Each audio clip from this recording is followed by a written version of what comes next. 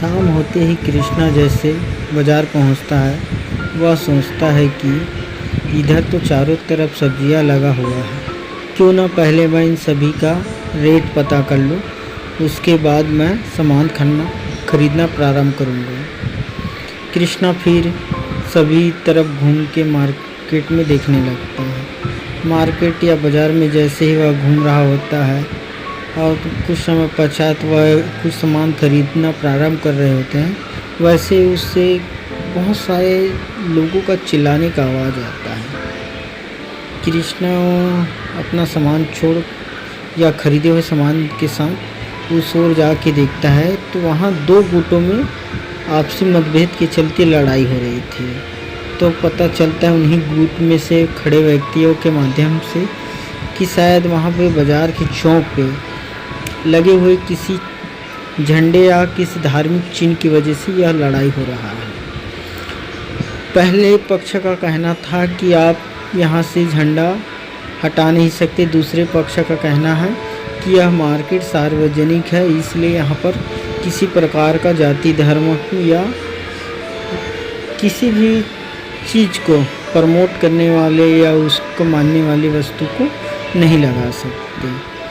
तो यह झगड़ा वगैरह थोड़ा थोड़ा हो रहा था आपसी। तो पहले तो बातचीत हो रहे थे, फिर देखा गया कि धीरे धीरे यही जो वार्तालाप के थ्रू हो रहा था, शीत युद्ध के समान हो रहा था, वह हिंसक होने लगा। फिर वहाँ के लोग एक दूसरे को मारने लगे। धीरे धीरे यह जो भी झगड़ा था वह इतना हिंसक हो गया कि लोग एक दूसरे को पत्थर से मार रहे थे, ईंटों से मार रहे थे। फिर यह धीरे धीरे करते करते पूरे बाज़ार में फैल गया। बाज़ार में भी तोड़फोड़, कई प्रकार की आगजनी वगैरह या दंगे का रूप लेने लगा था।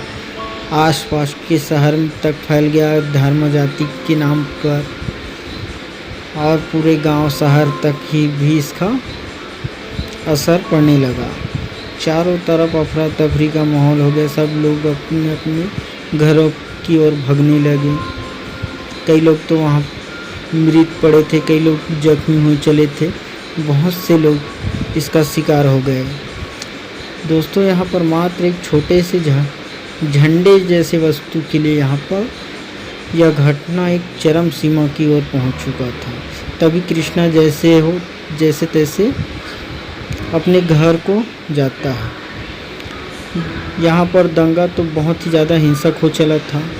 कुछ समय पश्चात कृष्णा और उनके अन्य परिवार वाले अपने ही घर में थे। कृष्णा जब दंगों को या बाहरी घर के बाहर बहुत सारी आवाज़ का शोरगुल सुनता है तो अपने घर के बाहर आंगन की ओर झांक कर देखता है तो उसे दिखाई देता है कि वहाँ पर आंगन के ही पास बहुत सारे चिड़िया वगैरह किसी वस्तु को खाने के लिए आपसी लड़ाई लड़ रहे थे, जो कि ज़मीन पे पड़ा हुआ था।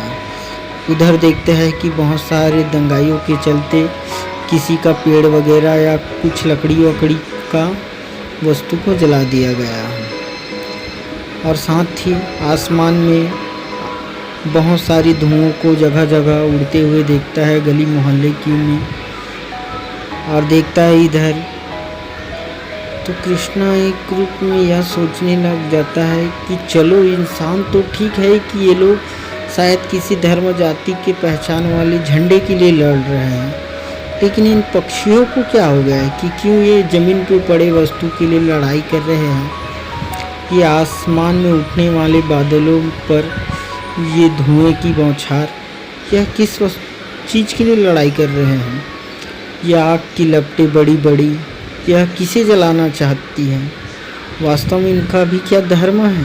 क्या ये भी किसी जाति पाति को मानते हैं? यह सोचता है। कृष्णा बोलता है कि वास्तव में दंगा तो केवल मानव के कुछ विचारक वस्तुओं पर ही था जो संगठन के रूप में थे, लेकिन आज इनके वजह से पूरा शहर, पूरा मोहल्ला प्रभावित हो चला है। अनेक घर जले हैं, अनेक वस्तुओं का हानि हुआ है। दोस्तों, दंगा हमें कभी नहीं सिखाता कि आप उसके प्रतीक या उसके वस्तु या कोई भी धर्म के लिए लड़ाई करो। धर्म वही है जो आत्मा में बसा है और आत्मा वही है जो परमात्मा में निहित है। प्यारो दोस्तों, दंगा किसी का भला नहीं कर सकता, ना कोई भी जाति धर्म। जाति धर्म एक आस्था है और आस्था को मानने का सबसे अच्छा विचारक है आत्मा। जब किसी वस्तु को आत्मा से मानिएगा वही पूर्ण होता है। उसका पहचान लेकर दंगा करने से नहीं होगा, ना ही किसी को हानि पहुंचाकर या जोर ज़बरदस्ती अपने धर्म की ओर आकर्षित करने से होगा। कुत्ते हमेशा भौंकते रहते हैं तथा पशु पक्षी हमेशा चहचहाते रहते हैं। वो कभी किसी धर्म की ओर आकर्षित नहीं होता। वह स्वेच्छा से आप जो दाना देते हैं वह परमात्मा रूपी उसके आत्मा को तृप्ति प्राप्त हो जाता है। इसलिए मानवता ही सबसे बड़ा धर्म है। मेरे प्यारे दोस्तों, यह था अर्थमैन भाग 4 का कुछ अंश। अभी यह कहानी बहुत से रूपों में आपके सामने प्रस्तुत होगा, तो कृपया हमारे चैनल को लाइक कीजिएगा और सब्सक्राइब करना तो भूलिएगा ही मत। धन्यवाद।